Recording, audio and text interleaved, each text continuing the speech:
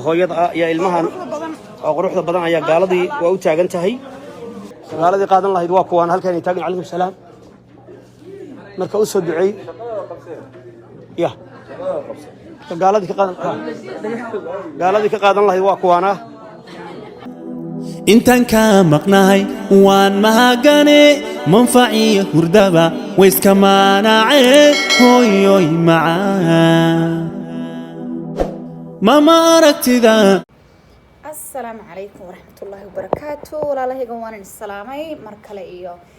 سرقوا عن وولاشين ليلة لايف ستايل سود وهذا ما أنت محن كهالليا أرين حنون بدن أو السوشيال ميديا هدي حوريجي سأيان كهالليا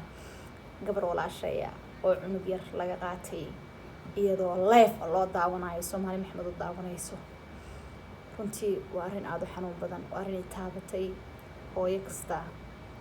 xanuunka tirada badan way dareemaysaa waa aad buu u kulul yahay because cunugaaga awood lagaaga qaadanayo waayo waxna aad u qaban karin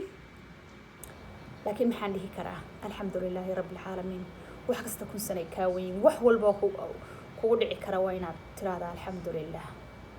ilaahayow iyagana ka badbaadi annagana naga badbaadi qofkii xanuunka dareemayna ilaahu boogta u dhay qofta moo islaamana ilaahu ha dareensiinin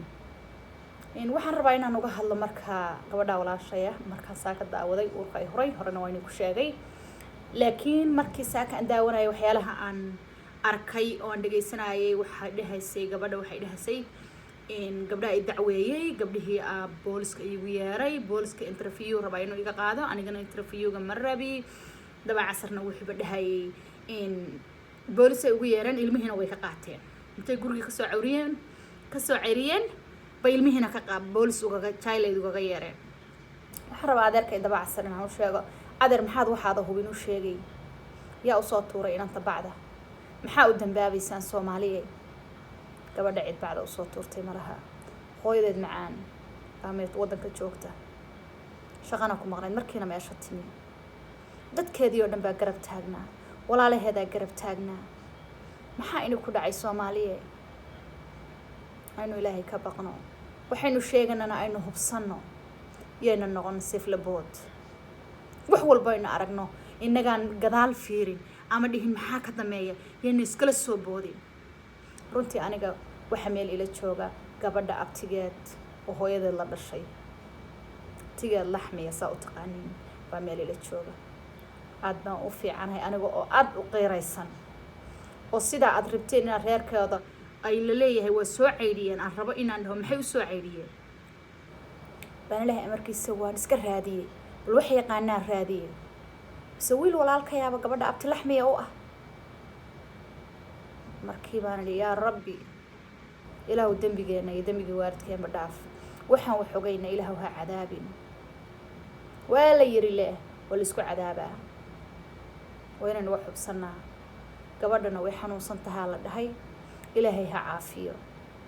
cunugteeda yarna marba kale aniga saan aaminsanahay waaye hadday ayaydeed wadanka joogto iyo habaryaraheed wax ku dhacaaya male waxa kuma dhacayaan insha Allah gacantooda ay soo galaysaa already na wararka soo gaaraya way soo noqotaa la leeyahay laakiin wali ma wicin wiilka walaalkay inaan intii la soo celiyay in kale hadii la soo celiyay waan soo sheegaya insha Allah marka u soo duceeyo walaasheen videogeedana waad ila arki doontaan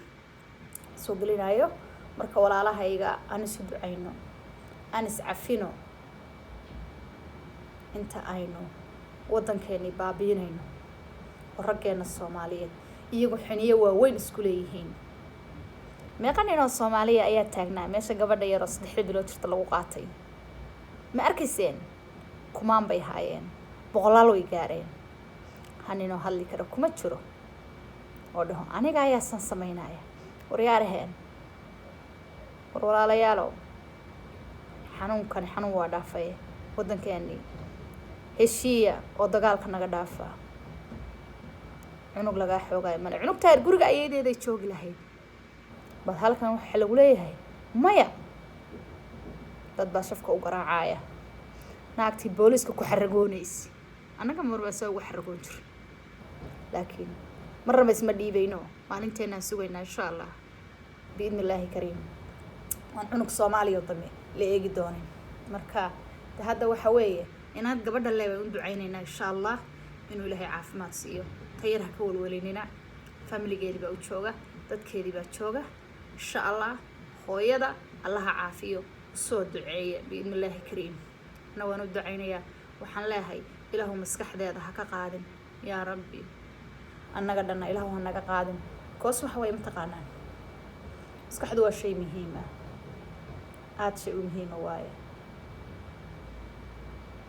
hadda iyada weydina way ku dhamaatay marka aynu ku ducaysano inaan Ilaahay maskaxda naga qaadin